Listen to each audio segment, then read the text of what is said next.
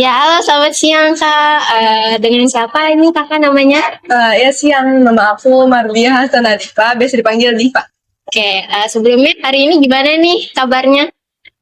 Baik, aku tadi cuman kuliah sampai jam setengah 12 doang, jadi masih semangat lah. Oke. Kalau Kakak sendiri udah makan belum nih siang ini? Belum. Belum ya? Ya, belum. Oh, oke. Nanti kita makan dulu ya. Boleh. Oke, dengan Kak Diva ya hari ini. Aku mau minta waktunya sebentar untuk menggali atau enggak mewawancari Kakak sebagai narasumber aku. Di bagian tema aku kan toxic relationship.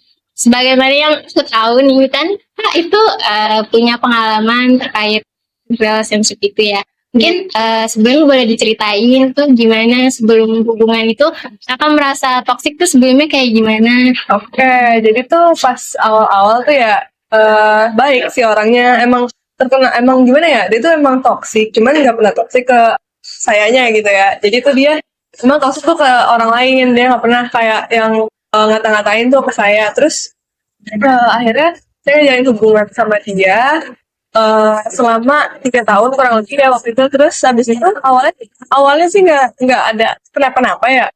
Terus pas mulai di pertengahan tuh nggak taunya orang ini tuh nunjukin kayak emosional banget, gak bisa ngendaliin emosinya. Terus habis itu emang nih orang tuh kata-katanya tuh emang toksik banget sih. Kalau misalnya bahkan ke akunya jadi ikut ditoksikin gitu. Kalau misalnya emosi dia tuh udah nggak bisa ditahan kayak gitu, kayak ini nggak perlu contohin kan kata-katanya kayak gimana gitu kan. Ya parahnya, saking parahnya tuh waktu itu kayak sampai ngebuat sakit hati banget, kayak yang udah nggak bisa marah lagi, cuman diem aja gitu. Ini ngerasanya sejak kapan sih kalau misalkan hubungannya nggak sehat gitu?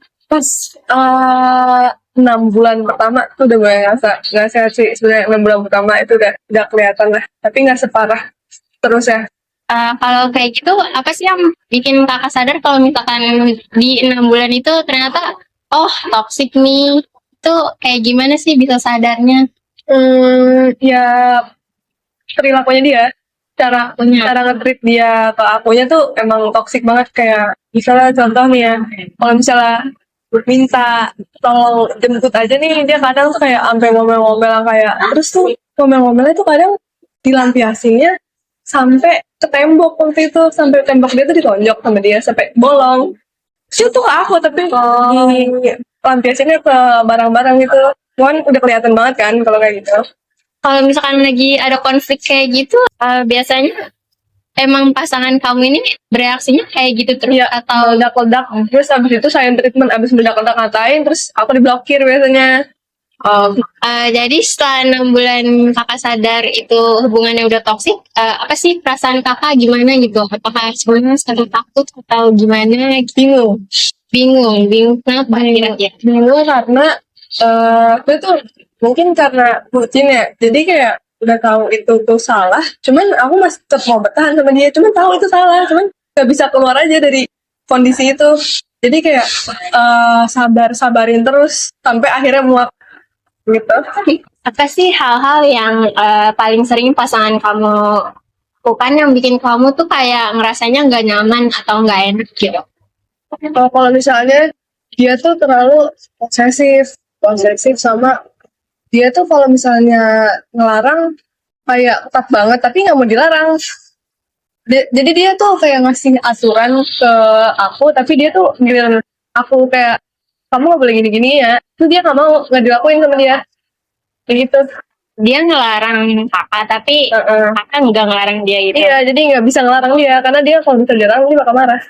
Oh, dia bakal marah kalau dilarang? Iya, kalau misalnya dilarang nanti misalnya dilarang terus dia bilang iya nih, terus nggak ketahuan, terus habis itu akhirnya ketahuan, terus akhirnya malah dia yang marah, balik marah kayak ya kan soalnya gitu, jadi pembelaan diri gitu loh gitu. Gimana sih dampaknya kalau dari hubungan kakak yang toksik ini? Gimana ke kakak gitu dampaknya ke emosi kakak jadinya atau semana gitu? Ke kesehatan mental kakak Iya, gimana itu gitu? sumpah itu ngaruh banget sih emang. Ke keluarga, dari segi keluarga juga itu ngaruh banget tuh. Soalnya tuh kayak jadi tertutup kan, karena nggak mau ngasih tahu ke orang tua juga kalau misalnya tuh orang itu kayak gitu, jadi nggak bisa ngungkapin gitu loh. Terus kalau ke pertemanan paling kalau misalnya nih lagi di kelas gitu kan, terus aku di chat saya berantem nih sama dia gitu kan, terus jadi ngaruh banget, jadi moodnya tuh langsung jelek, jadi kayak bete ke semua orang gitu loh jadinya gitu. Berarti ngaruh juga ya dari Ngaruh sini banget. ke emosinya, jadi malah sakit mana-mana gitu. Ya, Tadi kan kamu bilang tahu kalau itu salah tapi tetap bertahan. Nah itu gimana tuh? Kok bisa gitu? Kayak hal apa sih yang bikin kakak masih mau bertahan gitu? karena tuh dulu aku mikirnya nggak bakal ada yang bisa apa ya namanya, nggak bakal ada yang bisa nerima aku selain dia.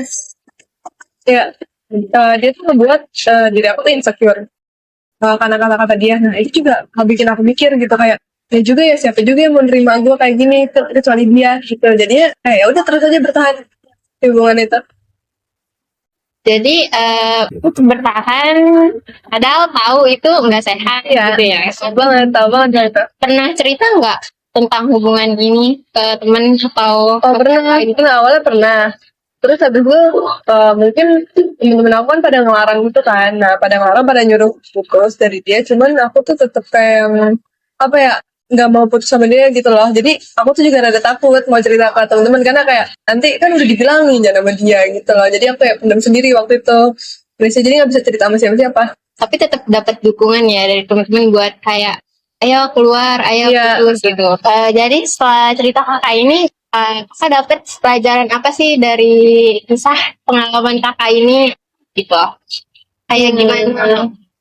Jangan terlalu ini sih, jangan terlalu apa ya namanya, terlalu sayang ke orang lain lebih dari ke diri sendiri. Jadi kayak sayangin diri lu sendiri daripada orang lain. Jadi kayak berusaha nerima diri lu tuh kayak apa adanya gitu. Jadi itu lu baru bisa ngehargain orang lain juga. Berarti kalau dari hubungan yang kemarin-kemarin itu ada nggak sih kayak perubahan cara pandang kakak terhadap hubungan Kok gitu? berubah banget. Kok Kayak gimana tuh kak? berubah banget, jadi kayak jangan terlalu mengikat ke orang lain.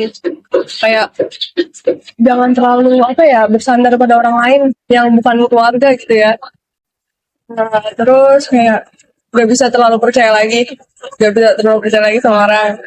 Terus habis itu ngebatasin diri sih, kayak lebih jadi kayak apa ya namanya, kayak bikin boundaries kayak gitu. Ada ketakutan nggak sih buat mulai hubungan baru Wah atau? ada, Oh ada. ya ada. Takutnya tuh kayak nanti kayak misalnya kita udah percaya sama orang lain malah kayak apa ya namanya, disakitin lagi kayak sebelumnya gitu, kayak gitu. Atau kayak giliran kita udah kayak nyaman sama orang lain malah di apa ya, soalnya tuh yang sebelumnya tuh kayak bener-bener pas udah nyaman dia langsung berubah gitu loh, jadi kayak jadi takut nyaman sama orang lain. Itu pandangan hubungan depannya. Kak Diva, kalau gitu selesai ini mau kemana nih? Aku sih paling pulang ke rumah aja mau nugas. Mau nugas ya? Kalau gitu nanti pulangnya sama siapa nih? Ada sama temen aku sih nanti dijemput. Oh gitu. Kalau gitu aku mau bilang makasih dulu buat Kak Diva buat waktunya karena udah berani sharing-sharing hari ini. Terus aku juga ada sesuatu buat Kak Diva ini. Aduh, apa tuh? Nih, terima kasih ya Kak Diva. Oke,